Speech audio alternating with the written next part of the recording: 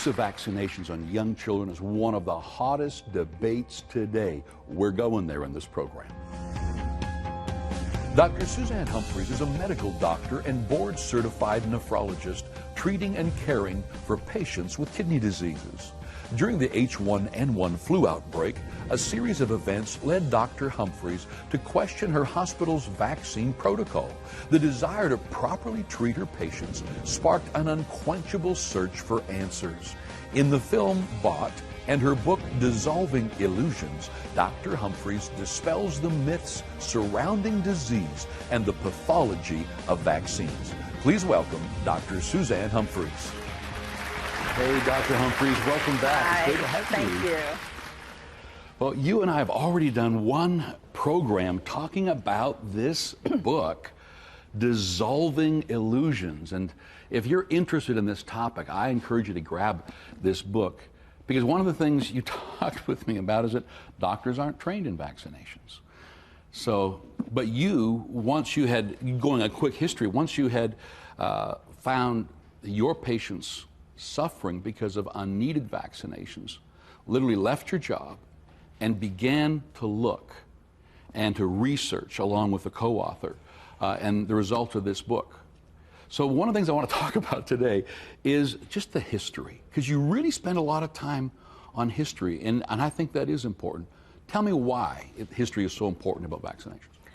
Well, initially it was just because I was curious, but now when I look back over everything, having studied vaccination longer than I've studied anything else in my life, I can say that the history is important because human beings have actually created a lot of their own problems. Now, while they didn't create the viruses and the bacteria, at least back then they didn't, today they are, that they created the conditions that made these microbes extremely dangerous. So when you look at how people were living 150, 200 years ago, let's take, for instance, England, where there were peasants that were living out on the land that was owned by the wealthy. And they were able to grow their own vegetables, and they had clean water that they were able to retrieve on their own, and they were doing okay. And diseases weren't spreading like wildfire because the population was kind of living farther apart. Then comes something called the Land Enclosure Act, where the people that owned the land were then able to say, I don't want you there anymore, you have to leave. And so all these peasants were forced into the cities, and it was during the Industrial Revolution. So now you have all the peasants coming in and living in a very small area where there's not enough room for them, where they're living on top of each other, where the proper plumbing doesn't exist, where they're not eating fresh fruits and vegetables anymore, and where the children are put to work for long hours. The parents are put to work for long hours, sometimes in coal mines. We show you the pictures of how children, the conditions that they were working under. So when you put a disease into a population like that, it's horrific. High death toll. A very high death toll. When you talk about, to paint the picture for you, when you talk about sewage, for example, we just take it for granted that you flush a toilet, no one ever sees it, no one ever has to touch it, no one has to smell it. But in those cities you were talking about, it's just laying in the streets everywhere. That's right. And again, this is well documented by historians that we quoted in the book, where people would basically go out and take a bucket, and they would skim the top layer off of what was out in the street or in the streams. And in that, they were drinking E. coli and all sorts of sewage. By default, they were trying to get the clearest layer off of the top. Oh. But this is what people were, basically making their soup with and drinking if they were thirsty.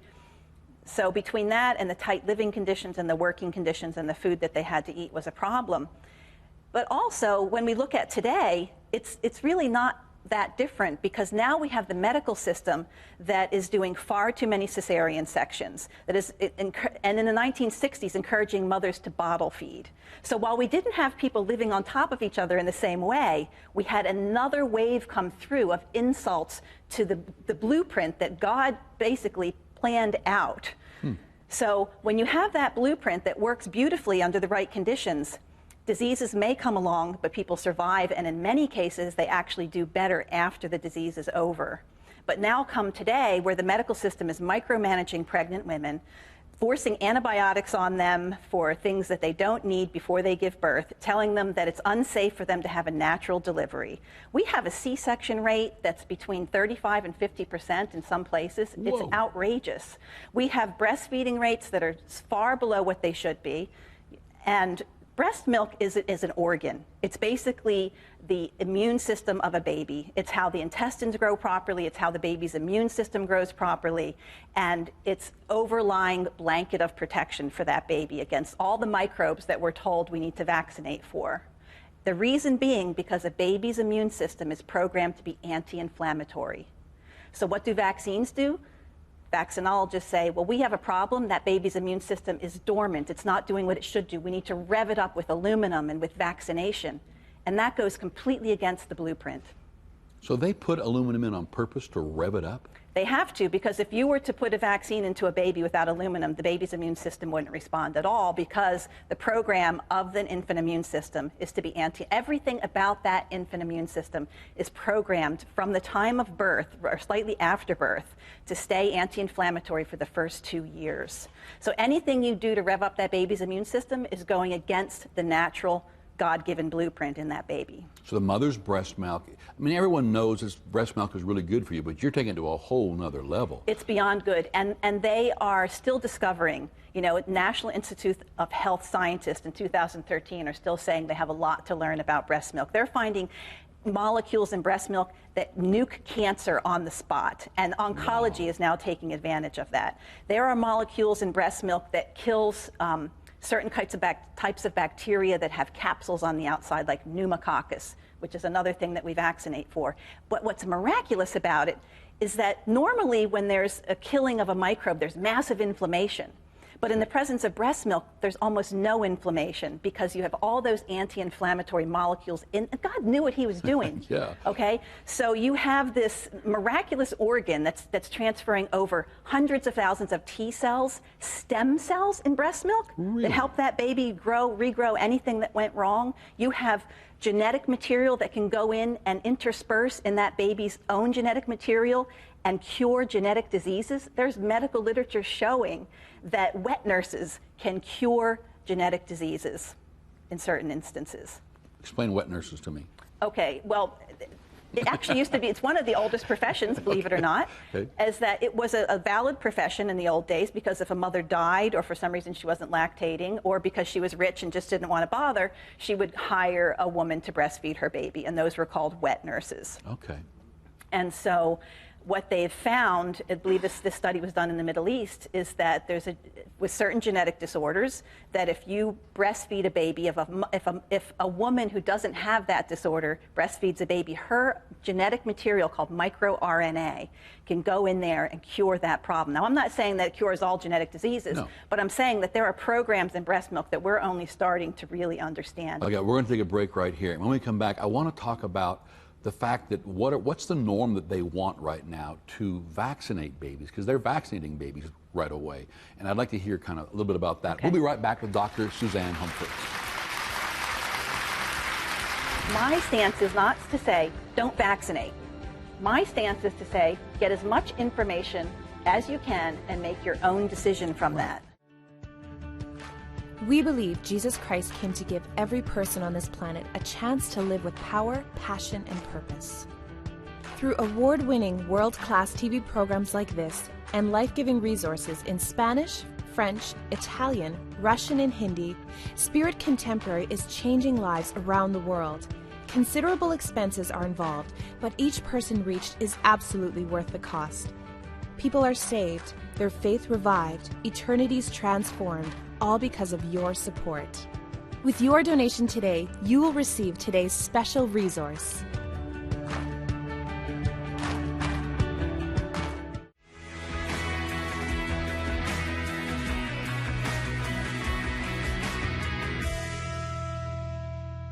Our devotion today is from 1 Timothy 6:20 to 21 in the Message Bible.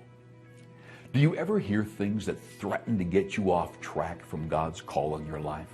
Have you heard, oh, you're working too hard, you should slow down, or everyone is doing it, what's the big deal?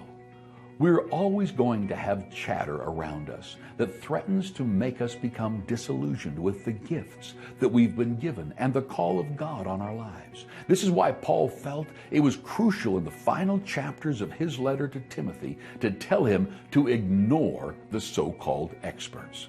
People will tell you to play it safe. They'll tell you what you should and shouldn't do and why what you're doing won't work. The reality is that you follow God, not people. Don't let their words change your course. And if God is in it, it's going to work.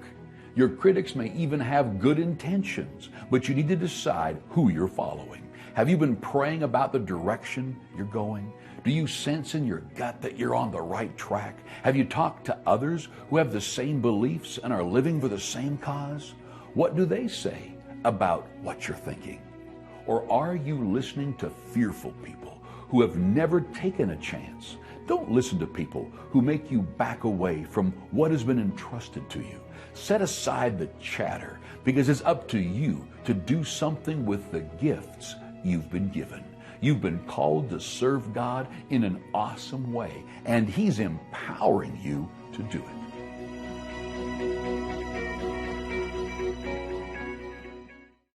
With the help of technology, it is now easier than ever to connect with friends and family all over the globe. And for the first time ever, Springs Church is available to watch online. Get access to Spirit Contemporary Church every single week. You'll enjoy great music and an inspiring message from Leon Fontaine. You'll even be able to connect with people from around the world. This is my personal invitation to join me on Springs Online.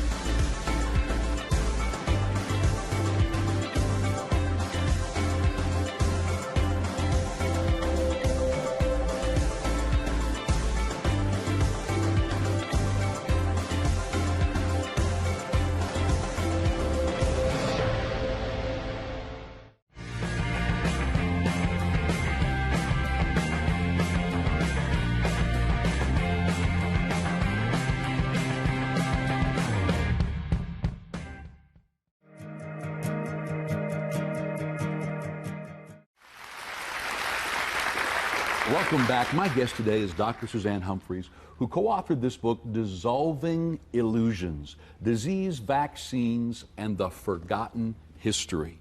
Now, you were just telling me that for 2 years, a baby is designed to be inflammation-free and to grow. But that when you put a vaccine in, it needs inflammation for it to work.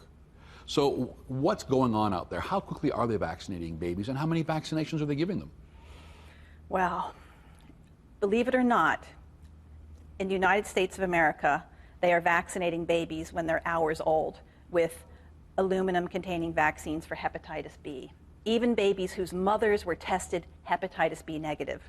The reason they say is because the babies are available, that they can start this program of 3 vaccines in a row over the next few months. And then after that, at 2 months old, they're given another multi-dose of vaccines that contain 1,200 micrograms of aluminum.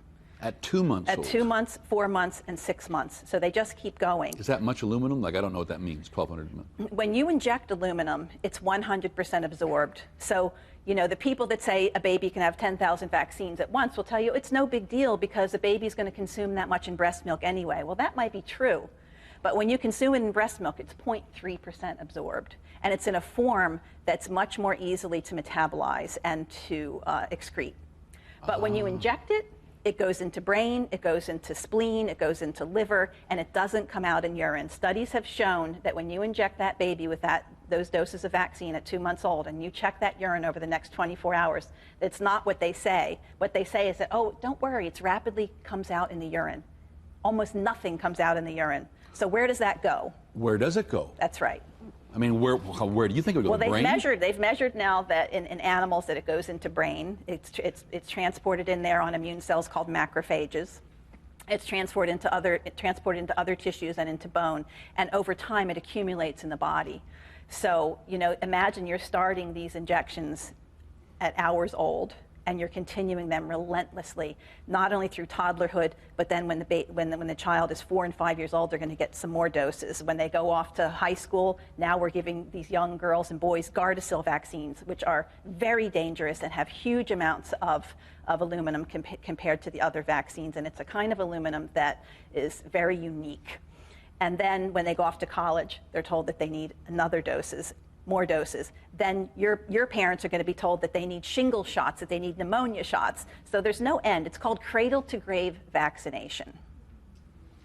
So how many vaccinations could a child have in a matter of years? We're getting something like 69 doses of vaccine before a child is in grade school. 69 doses. That doesn't mean 69 different types of vaccines. I'm talking doses. Right. So it's an enormous load of aluminum. It's an enormous inflammatory load. And like you said, for the first 2 years, although I'll tell you that basically a baby's immune system is fully competent. If you take immune cells out of a baby and put it into an adult, they work fine. If you take adult immune cells and put them into a baby, they become dormant again. And that's because God put the brakes on that baby's immune system, clamped down. And those clamps start to come off after about 6 months. Okay, after about a year, you get about 60% of those clamps are gone after 2 years. So it's a progressive, as the baby's learning, as it's getting used to all the microbes in the environment, as its mother's milk is training it what's safe, what's not safe. The biggest job an immune system has to learn is what not to respond to, believe it or not, because we're inundated. Look, our intestines are filled with bacteria. What if we reacted to all of that? We have inflammatory bowel disease. Well, guess who gets inflammatory bowel disease? Formula-fed babies and vaccinated babies have a much higher rate of inflammatory bowel disease. Okay, that brings me to another question. Like, when you looked at this book, are there diseases or deaths or things that we can measure that, I mean, they're not going to agree, that come because of vaccines? Is SIDS up? Is ADD up? Is like, what are we noticing? Well, it all depends on who you ask. I'm asking you. If you look at the data, there's no doubt that the autism rates have risen over the past 50 years, significantly risen, to the point now where something like 1 in 58 boys is autistic. That's a huge number. What did it used to be? Do you know? Like 1 in 10,000. Oh, that's a huge difference. It's a huge degree. And if you go to different countries, see, I lecture in Scandinavia as well. Their vaccination schedule starts later, and it's much gentler, and it has less aluminum. So their autism rates are actually lower than ours. They're around 1 in 250. We're now up to 1 in 58 boys. So there is a correlation between the timing of vaccines, the earlier dosing of vaccinations, and the more aggressive vaccination schedules, and the autism rates. Now, if you talk to the Centers for Disease Control, they'll tell you that's rubbish, that there's no correlation whatsoever. It's been completely disproven that this man named Andrew Wakefield is a complete fraud who disrupted the thinking of the world, where the fact of the matter is that Andrew Wakefield was a brilliant gastroenterologist who came upon something that was disrupting policy, and that there were other scientists that found the exact same issue in children who were vaccinated and who had bowel disorders and autism. There were other scientists who found that children who were vaccinated with measles, mumps, rubella vaccines had hugely high antibody levels that were attacking the brain. So other scientists have validated this work, but the CDC has done their best to suppress this information. But it's all out there. It's in the medical literature. Dr. V.K. Singh, S-I-N-G-H, is one of the people I would send questioning parents to about this. Okay, I've got a question. I mean, you don't have to answer if you don't want to, but my research found a bunch of people calling you a quack, calling you all this stuff, and yet when I read the book, I mean, we're all looking for more information. I mean, from both sides. I am open. I want to hear from doctors and scientists who are all for it. I want to hear from people who are against it. I'm an intelligent man. I don't need somebody to decide for me. Just give me the data. And I couldn't believe that they would call you that when it's so much excellent data in the book. Talk to me a little bit about that. Are you dealing, like, what's going on that they're attacking you like that? Well, I think it's because, again, I'm disrupting the policy, and because I want parents to have a full spectrum of information to be able to make their own personal decisions from, where it was determined a long time ago by the health authorities that even well-founded arguments about vaccination should be suppressed. I mean, this was well documented in a 1984 Federal Register of the United States National Institute of Health, that any argument, even if it's well-founded, and that's the part that really bothers me, should not be allowed to exist, was the exact wording of it. And so that ethos is still going on today. And so when a doctor who has the background that I have, the education that I have, and has put the time into it, and you know, has the credibility that I have, comes out saying what I'm saying, they have to try to destroy me one way or the other. With Dr. Andrew Wakefield, they pretty much crucified him medically. They stripped him of his medical license, even though all of the people that co-authored those papers with him are still practicing in the UK. They had to hang somebody. So, you know, that's pretty much what they do. They don't murder you in the flesh anymore. They just try to murder your reputation. But my response to that is, well, just, you know, look at me, listen to what I'm saying, talk to parents who haven't vaccinated their children. Go look at those children. Ask those parents how many antibiotics those children have required in their lifetime. Ask those parents how many chronic diseases those children have, how many allergies those children have, how many diseases they have had. Have they had measles? Have they had chickenpox? And how did they deal with it? Talk to your own parents, talk to your grandparents about how they dealt with it, how many people in their neighborhood were dropping dead of measles. So my stance is not to say, don't vaccinate. My stance is to say, get as much information as you can and make your own decision from that. I think that's what bugs me, is that, I mean, my grandpa on my dad's side was just kind of one of these guys, don't you tell us how, talk to us about and let us make informed decisions. And I'm noticing, just in looking around, that they're pushing stuff. They're trying to force, your kids can't go to school unless they're vaccinated. Your kids can't travel unless they're vaccinated. Your kids can't do this. You can't get a job here unless you're vaccinated. And then they demonize it, where if you don't get vaccinated, then you're the one bringing all the sickness in the school. But why are you worried if your kids are vaccinated? Yeah. Exactly, and it's very conspicuous that if this is really the greatest thing since sliced bread, why are people rejecting it? What do these mothers actually know who are not taking vaccines for their babies? Talk to the best people to talk to are say a family who has 6 children, and the first 2 they vaccinated completely, and ask about the health of those kids. And then ask about the middle 2 who they partially vaccinated. Ask about their health. And then the last 2 who they didn't vaccinate at all. And what you're going to see more times than not is a spectrum of very sick going to very healthy, and then parents gaining confidence over time, and that fear. See, it's never good to make a decision based upon fear. I don't care what decision it is. You need to, if someone's forcing you into something by fear, you need to put on the brakes, unless you're hemorrhaging through an artery or you can't breathe. Aside from that, you need to say, no, I'm going to go home today and do some research. If they say your baby could die tomorrow if you don't take these series of shots, you say, well, I'm going to take my chances, and I'm going to take the weeks that it takes me to understand what I need to understand in order to make a decision that feels good in my gut, not yours. Well said. Our time is already up again. Thank you so much for being with us today. And I want to encourage those who are watching. You know, that's all I'm saying, is I'm saying that I'm not telling you what to do. I'm just saying that we want to bring things on the program that give you information. You do the research. Don't keep saying things, well, I don't know. I just asked this guy and whatever he says, go. These are your kids. These are your grandkids. You're making decisions for their entire future. And I think this book's worth reading for you, to take a look at it for yourself. Read it. So I'm not a doctor. You don't need to be a doctor to read through this. No. It's called Dissolving the Illusions of Disease, Vaccines, and the Forgotten History. Thank you again, Doctor. Thank you. We'll be right back.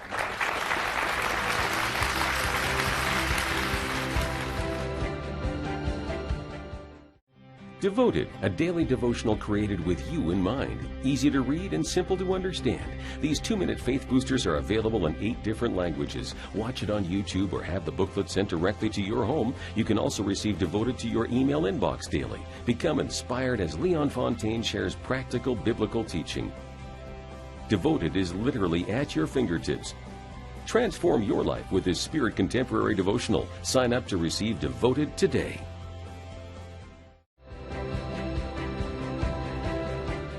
Talking about health is so interesting to me. I totally believe in miracles and have seen many incredible miracles happen, but I also totally believe in medical doctors. God is behind science too. We need to be reading, learning, and educating ourselves on an ongoing basis. God gave you your body to look after. You know, spirit contemporary is a term that we use all the time around here. It means to be spiritually alive, full of the presence of God, the power of God, being led by Him, His miracle working power flowing through us to others. But then to be contemporary, relevant, able to walk these streets, work in boardrooms, get along with our neighbors in a way that we are cool, relevant, etc. That's why it's so important to take this program around the world. People are fascinated by all the different voices and gifts to the body of Christ, sharing their heart and their books that they're writing, things that God is doing in their lives. And we'd love to have you join this ministry. We'd love to have you partner with us. For a gift of $30 or more, I would love to send you this resource, No Fear. You see, in this world, there's a lot of decisions that we have to make. The Bible says we need to use wisdom. And so we're going to continue to bring you programs to educate you in things like vaccines, finances, health. Are you eating the right foods? What does God's Word say about this? There's such a great variety of topics the Bible touches on. And I don't want you to get in fear. I don't want you to get worried and, oh no, but I do want you to walk in wisdom. And so if you'd partner with this ministry for a gift of $30 or more, we'd love to send you this resource, No Fear. And I want to encourage you, because as you give, this finance is going to be used to go around this planet, to go into cities, villages that have maybe never even heard before. And one day when you stand before Jesus, He will know, and the person who made heaven because of your giving will know that it was your selfless sacrifice that said, I'm going to get out of this boat of comfortableness and I'm now going to get involved in something bigger than me. Something is going around the world. Go to your phone right now. We would love to have you be a part of this team. We trust that you are being blessed, uplifted, and encouraged in your Christian walk through today's program. As a viewer, you should know that we care about you. We value you greatly and appreciate your prayers. Did you know that Miracle Channel is taking the good news of Jesus Christ around the world through award-winning programs like this? We are actively translating ministry programs into languages like Spanish, French, Italian, and even Russian. We even air on television stations in the Middle East. This means that millions upon millions of people are hearing about Jesus Christ in their language, and it's all thanks to people like you. Considerable expenses are involved, so we need your support, because each person who gives their life to Jesus is absolutely worth the cost. Each is of infinite value to God. You are very important to us. We care greatly about your spiritual growth, which is why we would like to get today's resources into your hands. When you support this program by making a donation, you are not only enriching your walk with the Lord, you are sharing Jesus with someone on the other side of the globe. Your donation transforms lives by reaching literally millions of people with the gospel. Call now and change someone's life today.